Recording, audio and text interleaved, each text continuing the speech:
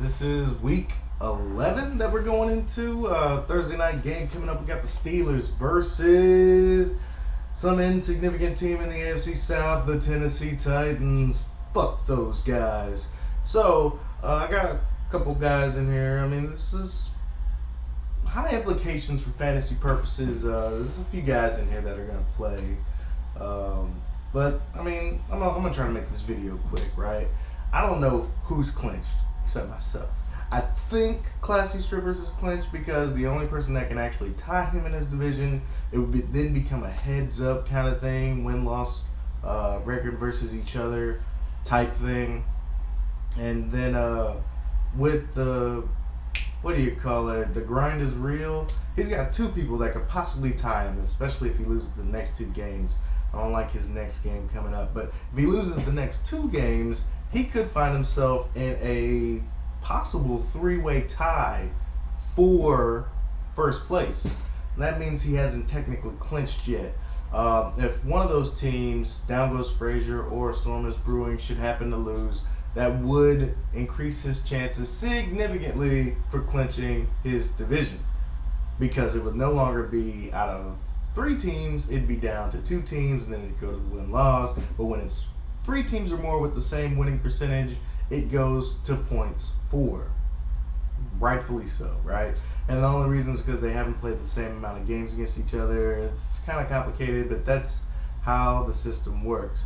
That's why any team that hasn't had any more than 6 losses is currently still technically in a playoff hunt contention.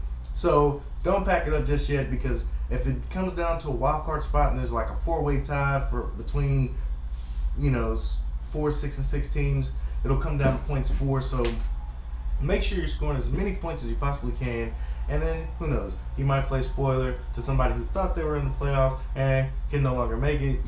All this good stuff. So the only two teams that I know are out of the playoffs are Complex Stat Lines, Aaron Hill, and Terrence Ricard, who is Flawless Victory, who has been nothing but full of flaws in regards to victory. So let's go ahead and look at the last week matchup, shall we? I was 2-4. That was kind of ridiculous, but for the most part, yeah. What are you gonna do? It's a situation where a lot of guys disappointed me in regards to whether or not they could make the playoffs. I mean, a lot of this stuff was on the line, and they chose to shit the bed. It was unfortunate to say the least. My matchup against Down Goes Frazier put him in a bit of a hole, but I mean, he can still try to climb out of it. That was one of the matchups I got right. I mean, I'm not going to lose too many games to anybody that barely scores over 100 points. When it comes to When I Dip, You Dip, that was a monster win by When I Dip, You Dip.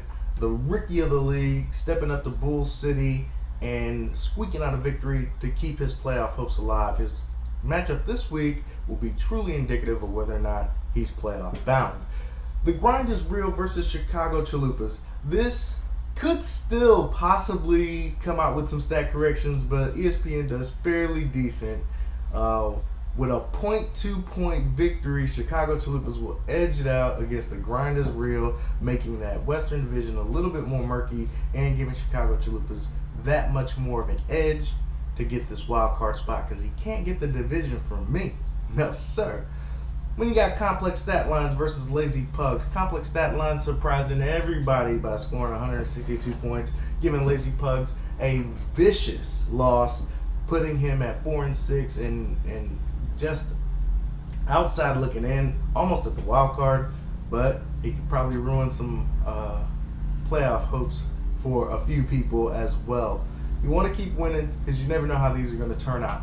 Flawless Victory versus Miami Dice. Flawless Victory scores 163 points. This was Freaky Friday, where the last place teams were just doing the damn dizzle. So Miami Dice came up short by a few points, and he had a couple players that probably should have gave him a few more points. He had a couple, switches on the bench, and he's right in there. But instead, he's 4-6 in the same predicament, or similar predicament, as Lazy Pugs.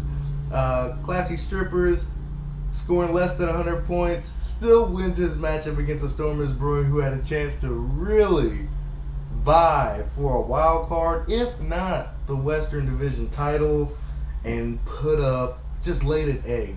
Laid an egg against Classy Strippers, a team that he should have beaten. I don't know. This was a weird week, and I went 2-4. I didn't get a whole lot right. There was just a lot of freakiness going on. With the Fantasy Stud, Dud, and Most Improved, I had to give Fantasy Stud to Flawless Victory coming into the clutch 2 weeks in a row. I gave Most Improved to Complex Stat Lines. Complex Stat Lines proving me wrong. I see you, brother. Put my foot in my mouth because I said you were the worst. Obviously, Lazy Pugs thinks that he is more worse off than you, but I digress. And my fantasy dud has to go to a Storm is Brewing. Nobody else can get that award. He scored 71 points overall, but the fact that he lost to a team that didn't score over 100, and there was so much on the line when it comes to the fantasy playoffs, just making it a little bit harder on himself. What can you say? Fantasy dud. Moving on, let's take a look into the future. Moving right along, I want to go ahead and take a look at When I Dip, You Dip versus Chicago Chalupas. This is my game of the week. Who do I have winning this matchup? I had to go with Chicago Chalupas. I just think Big Ben, Antonio Brown, those guys are going to just put on a show today. They're going to beat a team that they're supposed to beat, and they're going to do it in grand fashion. And I think AB is going to have one of those days, and Ben Roethlisberger is also going to reap those benefits. I just think that Chicago Chalupas will probably get this wild card spot, because once he wins this, it's going to be really hard to catch him when it comes to the wild card, eliminating a lot of people. When I Dip, You Dip can do a whole bunch of people some favors if he wins this matchup. I just don't see it happening. Moving on to a game that probably should have been game of the week. It's the Western leader versus the Eastern leader. This game really has very little implications, except that the grind is real. Doesn't want to lose too many, especially if down goes Frazier and a Storm is Brewing are winning their matchups. This could come down to points, and if he puts up any, eggs from any of his players without Zeke, this should be a frightening experience, and he's hoping that down goes Frazier and the Storm is Brewing just crumbles and just gives him the division. So playing against me, it's going to be a tough sled. I haven't had any weeks where I scored less than 130 points. The guy's projected to be at 123. Hopefully he can reach the 120 mark, because that's what it's going to take to even have a chance against disabled vigilantes. Moving on, I got Classy Strippers versus Lazy Pugs. Now, Classy Strippers probably has clinched. I mean, I could be mistaken, but I don't think there's any way that he cannot win the Central Division. And that's awful, because I have Lazy Pugs winning this one. Lazy Pugs should win this matchup. That's just how I feel. Bull City versus A Storm is Brewing. Another matchup A Storm is Brewing needs to win. Can he do it? I don't think so. I think Bull City steps up to the plate and does what he has to do to try to stay relevant, hoping that a couple other teams fall and that he can rise to the top and actually vie for this wild card. I think Storm is Brewing lost his opportunity last week, and now it's probably going to affect him this week. I got Bull City winning that matchup. Next, we got Flawless Victory versus Complex Stat Lines. We got the Toilet Bowl, baby! Who is the best of the worst? And who did I give this matchup to? I had to give it to none other than Complex Stat Lines. I think Complex Stat Lines' team is built for playoffs. So I don't think he'll be the worst in the league, but I mean, it's a little too late.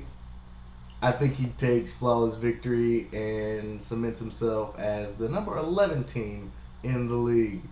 Next, finally, we have Down Goes Frazier versus Miami Dice.